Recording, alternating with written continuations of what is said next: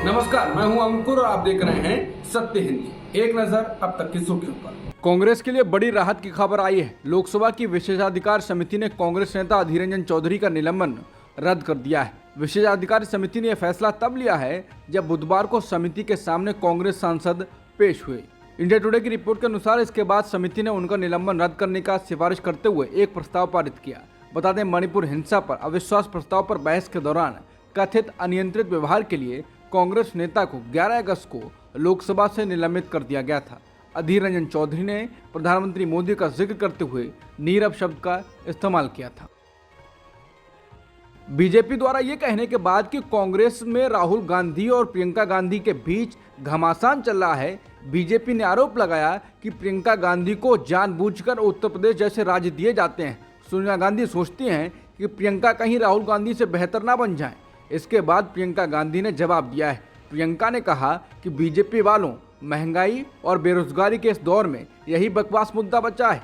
प्रियंका ने कहा कि सॉरी, मगर आपके छोटे दिमाग का ये सपना कभी साकार नहीं होगा। मेरे भाई और मेरे बीच एक दूसरे के प्रति सिर्फ प्रेम, विश्वास, आदर और वफादारी है और हमेशा के लिए रहेगी। वैसे घबराओ मत, आपके झूठ, लूट और खोखले प्रचार के अहंकार को हम दोनों भाई बहन देश के करोड़ों बहन भाइयों के साथ मिलकर तोड़ेंगे। शरद पवार ने कहा कि मुंबई में विपक्षी गठबंधन की बैठक में 28 राजनीतिक दलों के 63 प्रतिनिधि शामिल होंगे। उन्होंने विश्वास जताया कि विपक्षी गठबंधन राजनीतिक परिवर्तन लाने के लिए एक मजबूत विकल्प प्रदान करेगा। उन्होंने ये भी कहा कि अभी तक गठबंधन में सीट बंटवारे पर कोई चर्चा नहीं हुई है। उन्होंने कहा कि एनसीपी को लेकर कोई भ्रम नहीं है। पिछले महीने महाराष्ट्र में एकनाथ शिंदे के नेतृत्व वाली सरकार में शामिल हुए अपने भतीजे अजित पवार पर निशाना साधते हुए उन्होंने कहा कि लोग उन लोगों को सबक सिखाएंगे जो हमें छोड़कर चले गए हैं। इसके अलावा उद्धव ठाकरे ने कहा, ये सरकार ही गैस पर चल रही है। इंडिया की 2 बैठकें हुई, गैस की कीमतें कम कर दी गई। उन्होंने कहा कि जैसे जैसे इंडिया आगे बढ़ेगा, गैस सिलेंडर फ्री तक में दे सकते हैं। एनडीए नेताओं की प्रेस कॉन्फ्रेंस के दौरान एनसीपी चीफ शरद पवार ने बसपा सुप्रीमो मायावती को लेकर बड़ा दावा किया। शरद पवार ने कहा कि मुझे जानकारी है कि बीएसपी नेता मायावती बीजेपी के संपर्क में है। मायावती ने जो फैसला लिया उसको लेकर लोगों को सोचना होगा। मैं पहले भी कह चुका हूं कि मैं विपक्ष में हूं, इसको लेकर कोई भ्रम नहीं है। एक अल्टरनेटिव फोरम देश में तैयार हो रहा है। देश के सामने परिवर्तन की बात आए तो एक गठबंधन तैयार है। पूर्व मुख्यमंत्री और शिवसेना यूबीटी अध्यक्ष उद्धव ठाकरे ने कहा कि विभिन्न विचारधाराओं से जुड़े विपक्षी दलों के गठबंधन का एक साझा उद्देश्य लोकतंत्र की रक्षा करना है। गठबंधन के पीएम चेहरे पर उन्होंने कहा कि हमारे पास पीएम उम्मीदवारों के लिए कई विकल्प हैं, लेकिन भाजपा के पास एक को छोड़कर क्या विकल्प है। इस सवाल पर कि भारत का संयोजक कौन होगा, उद्धव ठाकरे ने पूछा कि एनडीए का संयोजक कौन है। उद्धव ने कहा कि हमारी विचारधाराएं अलग हो सकती हैं, लेकिन उद्देश्य लोकतंत्र की रक्षा करना है। मुंबई में होने वाली विपक्षी गठबंधन इंडिया की बैठक से पहले राष्ट्रवादी कांग्रेस पार्टी के मुखिया शरद पवार और महाराष्ट्र के पूर्व मुख्यमंत्री उद्धव ठाकरे ने प्रेस कॉन्फ्रेंस की है। इस दौरान उद्धव ने कहा कि भारत माता की रक्षा के लिए साथ आए हैं, सभी मिलकर भाजपा से लड़ेंगे। प्रेस कॉन्फ्रेंस में महाराष्ट्र कांग्रेस के प्रमुख नाना पटेली भी मौजूद रहे। उन्होंने कहा कि हमें बहुत खुशी है कि इंडिया गठबंधन की बैठक महाराष्ट्र में होने जा रही है। बेंगलुरु में हम 26 पार्टियां थे, यहाँ 28 पार्टियां हो गई हैं। जैसे जैसे इंडिया बढ़ेगा वैसे ही चीन पीछे हटेगा।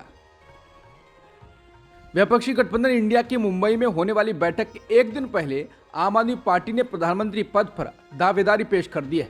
पार्टी का कहना है कि अरविंद केजरीवाल को गठबंधन की ओर से उम्मीदवार बनाया जाना चाहिए। पार्टी के प्रवक्ता प्रियंका कक्कड़ ने कहा, मुझसे पूछेंगे तो मैं अरविंद केजरीवाल जी का नाम आगे रखूंगी। उन्होंने लगातार जनता के मुद्दे उठाए हैं, लगातार जनता के बीच में गए हैं।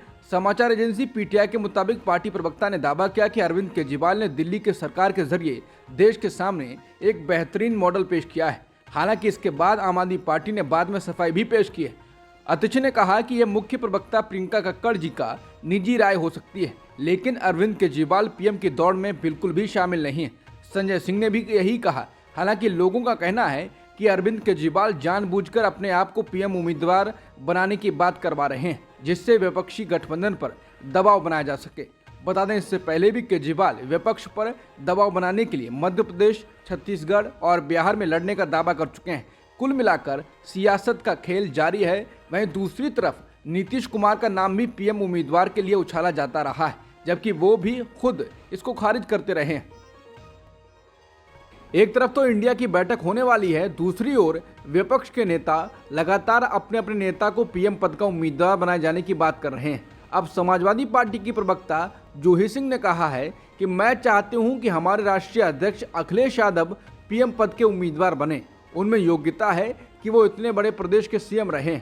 अगर वो प्रधानमंत्री पद के प्रत्याशी होते हैं तो गठबंधन और देश के विकास के लिए बेहतर होगा। इंडिया गठबंधन की गुरुवार और शुक्रवार को मुंबई में बैठक होने वाली है। बैठक से पहले आरजेडी के प्रमुख और बिहार के पूर्व मुख्यमंत्री लालू प्रसाद यादव ने मीटिंग के एजेंडा पर बात की है। लालू प्रसाद ने कहा कि मुंबई की बैठक में आगे की तैयारी का एजेंडा रहेगा। चुनाव करीब आ रहे हैं, क्या करना है ये तय करेंगे। इंडिया गठबंधन का संयोजक कौन होगा, इस बारे में जब लालू से पूछा गया तो वो बोले इस बारे में कल तय होगा। इसके साथ ही लालू प्रसाद ने 2024 में चुनावों में बीजेपी को हराने का भरोसा दिया। समाजवादी पार्टी के प्रमुख और उत्तर प्रदेश के पूर्व मुख्यमंत्री अखिलेश यादव ने आरोप लगाया है कि मौजूदा सरकार लोकतंत्र को खत्म करना चाहती है। अखिलेश यादव ने दावा किया है कि 2024 के लोकसभा चुनाव में अगर बीजेपी जीत हासिल करने में कामयाब रही तो वोट देने का अधिकार छिन सकता है। अखिलेश यादव ने कहा अधिकार तो पहले ही छिन गए, जो संस्थाएं थीं उन पर कब्जा कर लिया गया। उन्होंने कहा कि बीजेपी अगर 2024 में जीत गई तो वोट देने का अधिकार छिन जाएगा। अखिलेश यादव ने आरोप लगाया कोई आंदोलन के लिए निकल रहा हो तो लाठी मार रहे हैं आप, आवाज ना उठे इसके लिए लाठी चला रहे हैं। मौजूदा सरकार लोकतंत्र को खत्म करना चाहती है। कांग्रेस सांसद राहुल गांधी ने बुधवार को बेंगलुरु में महिलाओं से जुड़ी गृहलक्ष्मी योजना को लॉन्च किया। इस योजना के तहत महिलाओं के खाते में हर महीने 2,000 रुपए सरकार की ओर से जमा करवाए जाएंगे। राहुल गांधी ने कहा कि कांग्रेस जो कहती है वो करती है। राहुल गांधी ने कहा कि दिल्ली की सरकार उद्योगपति के लिए काम करती है। हमारी सोच है कि सरकार को गरीब कमजोर लोगों के लिए काम करना चाहिए। इसके साथ ही राहुल गांधी ने कहा कि बड़े से बड़ा पेड़ होता है, पेड़ जड़ के बगैर खड़ा नहीं हो सकता। अगर जड़ मजबूत होती है तो कितनी भी बड़ी आंधी आए तो पेड़ टूटता नहीं है, गिरता नहीं है। राहुल बोले कोई इमारत बनती है तो नींव के बिना इमारत खड़ी नहीं हो सकती।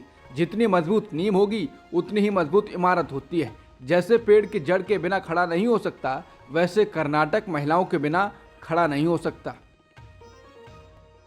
एक तरफ नितिन गडकरी और पीएम मोदी के बीच मनमुटाव की खबरें आ रही हैं तो विपक्षी नेता गडकरी की तारीफ पर तारीफ किए जा रहे हैं। अब संजय राउत ने केंद्रीय मंत्री नितिन गडकरी की जमकर तारीफ की है। उन्होंने कहा कि केंद्रीय मंत्रियों में केवल नितिन गडकरी का काम ही दिखाई दे रहा है और वरिष्ठ भाजपा नेता देश के भविष्य के नेता हैं। राउत ने कहा कि गडकरी नरेंद्र मोदी कैबिनेट में एक महत्वपूर्ण नेता और सक्षम मंत्री हैं। केवल उनका काम देश में दिखाई देता है। बता दें गडकरी उन नेताओं में से एक हैं जिनका विपक्ष में कोई दुश्मन नहीं है। हालांकि इस बीच पीएम मोदी और उनके बीच लगातार मनमुटाव की खबरें आ रही हैं। कहा तो ये भी जा रहा है कि गडकरी को मार्गदर्शक मंडल में डालने की कोशिश की जा रही है। अरुणाचल प्रदेश और अक्साई चीन क्षेत्रों को शामिल करने वाले चीन के नए नक्शे पर चल रहे विवाद पर प्रतिक्रिया व्यक्त करते हुए कांग्रेस नेता राहुल गांधी ने बुधवार को कहा ये एक बहुत ही गंभीर मुद्दा है और पीएम मोदी चीन के अतिक्रमण पर जो कहते रहते हैं वो झूठ है। पूरा लद्दाख जानता है कि चीन ने हमारी जमीन हड़प ली है। राहुल ने कहा कि मैं वर्षों से कह रहा हूं कि पीएम ने जो कहा कि लद्दाख में 1 इंच जमीन नहीं गई वो झूठ है। पूरा लद्दाख जानता है कि चीन ने अतिक्रमण किया है। ये नक्शे का मुद्दा बहुत गंभीर है। उन्होंने हमारी जमीन छीन ली है। प्रधानमंत्री को इस बारे में कुछ तो कहना चाहिए। गुजरात में सूरत पुलिस की अपराध शाखा ने अपनी मीडिया रिलीज में कहा कि हमने एक ऐसे व्यक्ति को पकड़ा है जिसकी पहचान मितुल त्रिवेदी के रूप में हुई है, जिसने इसरो में वैज्ञानिक होने का झूठा दावा किया और उसके लिए जाली दस्तावेज भी बनाए।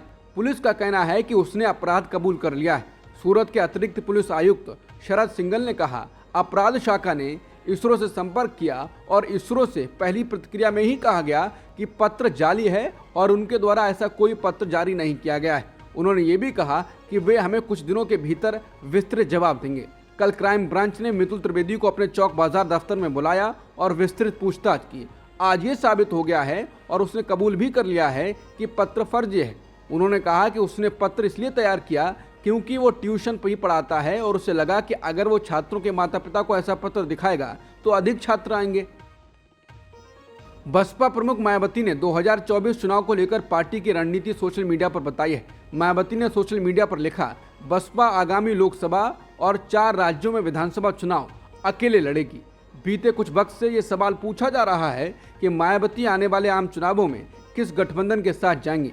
मायावती कहती हैं, एनडीए और इंडिया गठबंधन अधिकतर गरीब विरोधी, जातिवादी, सांप्रदायिक, धन्नाशेठ समर्थक व पूंजीवादी नीतियों वाली पार्टियां हैं। इनकी नीतियों के विरुद्ध बीएसपी अनवरत संघर्षरत है, इसलिए इनसे गठबंधन करके चुनाव लड़ने का सवाल ही पैदा नहीं होता है। अब तक की खबरों में इतना ही। बाकी खबरों के लिए बने रहिए सत्यहिंदी.com के साथ।